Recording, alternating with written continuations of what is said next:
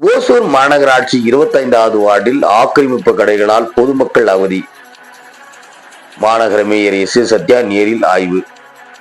ஓசூர் மாநகராட்சி 25வது வார்டுக்குட்பட்ட நேதாஜி சாலையில் உள்ள செயின்ட் பல்ஸ் லூர்தன் சர்ச் அருகில் வெங்காயம், தக்காளி விற்கும் தள்ளுவண்டிகளால் மற்றும் ஆக்கிரமிப்பு கடைகள் 100க்கும் அதிகமானோர் இருப்பதால் நடந்து கூட செல்ல முடியாத இந்த நிலையில் தினந்தோறும் சர்ச்சிற்கு வரும் பாதர்கள் போக்குவரத்து நெரிசலில் சிக்கி தவித்து வருகின்றனர். இது குறித்து சர்ச் நிர்வாகத்தின் சார்பில் ஓசூர் மாநகராட்சி மரியாதைக்குரிய மேயர் சத்யாவிற்கு கோரிக்கை மனு அளிக்கப்பட்டது.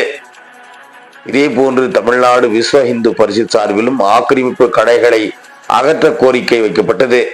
இதனைத் தொடர்ந்து கிருஷ்ணகிரி மாவட்டம் ஓசூர் நேதாஜி சாலை தாலுகா அலுவலகம் செல்லும் சாலை ஆகிய பகுதிகளில் இன்று மாநகராட்சி மேயர் எஸ். சத்யா அவர்கள் நேரில் ஆய்வு மேற்கொண்டார். அப்போது பொதுமக்களுக்கு இடையூறாக சாலையை வழிமறித்து வைத்துள்ள ஆக்கிரமிப்பு கடைகளை உடனடியாக அகற்றவும், அங்கு உள்ள சாக்கடை அடைப்புகளை சரி செய்யவும் மாநகராட்சி அலுவலர்களுக்கு உத்தரவிட்டார்.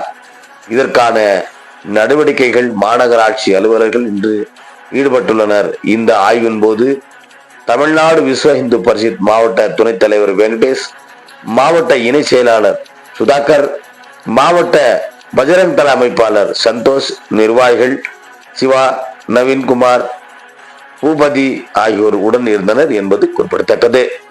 எதிர்நீச்சல் தொலைக்காட்சி செய்திகளுக்காக ஓசூரில் இருந்து செய்தியாளர் செல்வமுடன் ராமச்சந்திரன்.